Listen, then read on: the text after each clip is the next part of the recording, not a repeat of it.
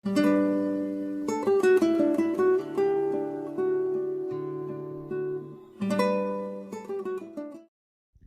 ертегілері өмір шындығын астарлап жеткізетін, адам мінезін айқын көрсететін асыл мұра. Түлкі тасбақа және кене ертегісі де еңбек сүйгіштік, айлакерлік және әділдік сияқты қасиеттерді. Ертегіде үш жолдас бір уыс таңны тауып, оны егіп көбейтуге келіседі. Алайда олардың әрқайсысының мінезі мен іс-әрекеті әртүрлі болады.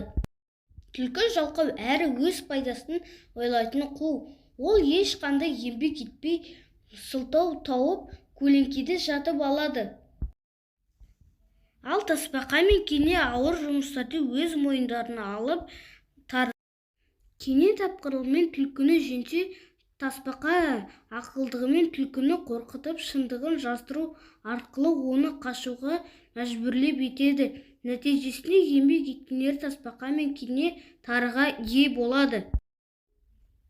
Бұл ертегінің түйіні еңбек еткен адам ғана жеңісін көреді, ал қулық пен жалқаулықтың түбінде ұятқа қалдырады.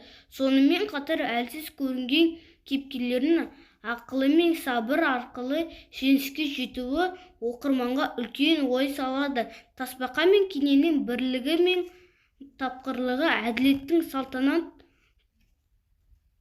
құратынын дәлелдейді. Қорытындылай келе, түлкі тасбақа және кене ертегісі адамды адалдыққа, еңбекқорлыққа және әділ болуға тәрбиелейді.